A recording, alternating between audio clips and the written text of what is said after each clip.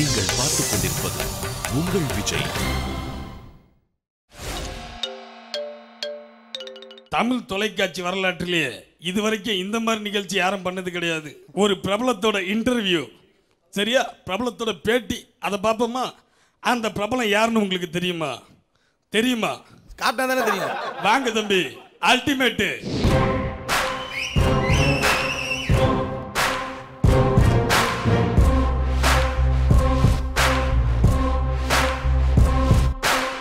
நீங்க எப்படின்னு இருக்கீங்க? எனக்கு என்ன தம்பி, அமிதாப் பச்சன் மாதிரி ஒசரமா, ரித்திக் ரோஷன் மாதிரி கலரா, சல்மான் கான் மாதிரி சிக்ஸ் பேக்கோட இருக்கு. ஏன்டா என் வயிற்றுச்சல கிளப்புற? அதான் பார்க்கும் போதே தெரியுது இல்ல நான் நல்லா இருக்கேனா நல்லா இல்லையான்னு.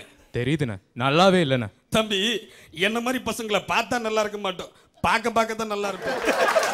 நம்ம கேள்விக்கு போவோமா? அண்ணா, அதுக்கு முன்னாடி இந்த காசை பிடிங்கண்ணே. எதுக்குப்பா கையில காசு கொடுக்குற? இல்லைண்ணே, ஒரு டிவி ப்ரோக்ராம் பார்த்தேனே, அவங்க தான் சொன்னாங்க கேள்வி கேட்டு காசு கொடுக்கறது ரொம்ப பழசு, ஆனா காசு கொடுத்துட்டு கேள்வி கேட்கறது தான் புதுசுன்னு சொன்னாங்கண்ணே. ஓ, அந்த குரூப்பா? அவனுங்க பழசே புதுசா தானடா பண்ணுவானுங்க, அதான் ஊருக்கே தெரியுமே. நீங்க தமிழ் சினிமா துறைக்கு எப்படி வந்தீங்க? ஆக்சுவலா நான் சினிமாவுக்கு நடிக்க வந்தது ஒரு ஆக்சிடென்ட் தானே. ஏண்டா ஆக்சிடென்ட்னா ஹாஸ்பிட்டல் போக வேண்டியதுடா, எதுக்குடா சினிமாவுக்கு வந்த? அண்ணா, அதை சொல்லண்ணே, சினிமாவுக்கு நடிக்க வந்ததே ஒரு ஆக்சிடென்ட்னு சொல்றேண்ணே. ஓ, அதை சொன்னியா? அண்ணா, கேட்கணும்னு நினைச்சேனே, என் பில்லா படத்தை பாத்தீங்களாண்ணே? பில்லா படம் பார்த்தேன் தம்பி, ஆனா ஃபுல்லா பார்க்கல. ஏன்னா ஃபுல்லா பார்க்கல? பின்ன என்னடா, நான் படம் பார்க்க வந்ததே நமிதாக்காகத்தான். அந்த நமிதாவை பாதிலேயே போட்டு தள்ளிட்டீங்க, ஐ மீன் மர்டர் பண்ணிட்டீங்க. சரி, அந்த படத்தை விடுங்கண்ணே. மங்காத்தா பாத்தீங்களா? எங்க அத்தாவே நேற்று நைட்ல இருந்து காணப்பா. இதுல எங்க இருந்து நான் மங்காத்தாவை பார்ப்பேன். நாம இப்ப முதல் ரவுண்டுக்கு போவோம். போலாண்ணே. முதல் ரவுண்டு குரூப்ல டூப்பு, அதான் கிடையாது. இந்த 3 பேர்ல யாரு டூப்புன்னு கண்டுபிடி. அண்ணா, இவங்க 3 பேருமே டூப் தானே. எப்படி தம்பி அவ்வளவு உறுதியா சொல்ற? ஆமாண்ணே, வடிவேல் பாலாஜி வடிவேலோட டூப்ண்ணே. ஓ, ரோபோ சங்கர் விஜயகாந்தோட டூப்ண்ணே. ஓகே.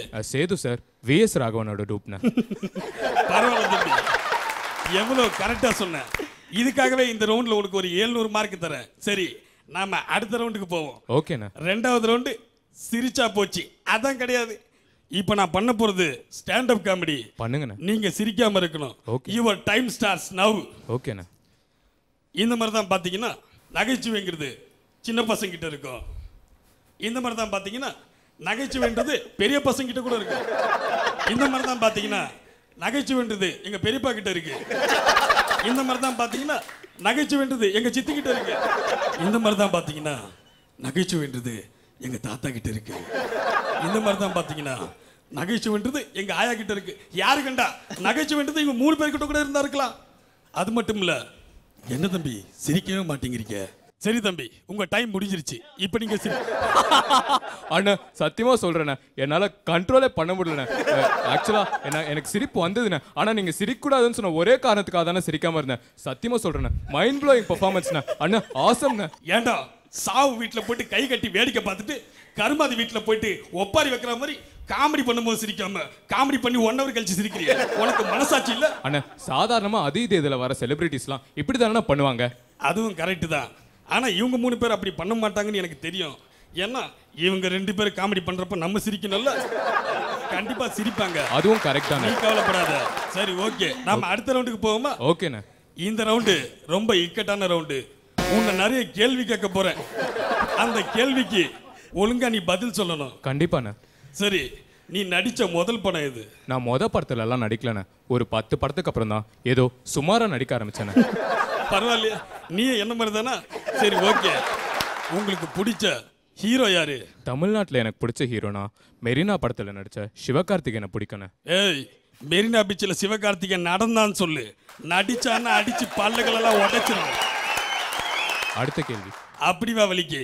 சரி, சினிமாவை தவிர்த்து உனக்கு வேற என்ன தெரியும்? சினிமாவை தவிர்த்துனா உங்களுக்கு ஃபார்முலா 1 தெரியுமாண்ணே? ஃபார்முலா 1 என்னடா, எனக்கு 100 தெரியும். இப்போ ஒன்று சொல்கிறேன், கேட்குறியா? a+b² A² b² + 2ab. அண்ணா, நான் அந்த ஃபார்முலா சொல்லண்ணே. Formula 1னா F1 ரேஸ்ண்ணே. எப்போ வேணா ரேஸ் இருக்கட்டா, நான் தான்டா ஃபர்ஸ்ட் வருவேன். அண்ணா, தயவுசெய்து சொல்றது கொஞ்சம் புரிஞ்சுக்கங்கண்ணே. எனக்கு பைக் ஓட்ட தெரியும்ண்ணே, கார் ஓட்ட தெரியும்ண்ணே, ஏன் ஃப்ளைட் கூட ஓட்ட தெரியும்ண்ணே. இந்த மாதிரி உங்களுக்கு ஏதாவது ஓட்ட தெரியுமாண்ணே? ஏன் இவ்வளோ நேரம் உன்னை ஓட்டிட்டு இருக்கேன், இது உனக்கு தெரியாதா? சத்தியமா தெரியாதுண்ணே. பாத்தியா தம்பி, எனக்கு தெரிஞ்சது உனக்கு தெரியல. அண்ணா, தெரியலன்னா தெரியலன்னு தானே நான் சொல்ல முடியும். ஆமா, நீ தெரியலன்னா தெரியலன்னு சொல்லுவேன். அப்புறம் நானே உனக்கு சொல்லி தருவேன். அப்படி இப்படி ஏதாவது ரொமான்ஸ் நடக்குன்னு எதிர்பார்ப்பேன். அதான் இங்க நடக்காது. அதை முதல்ல தெரிஞ்சுக்க. இவ்வளவு நேரம் நீங்க என்கிட்ட கேள்வி கேட்டீங்களே, நான் உங்ககிட்ட ஒரே ஒரு கேள்வி கேட்கட்டுமாண்ணே? கேளுப்பா.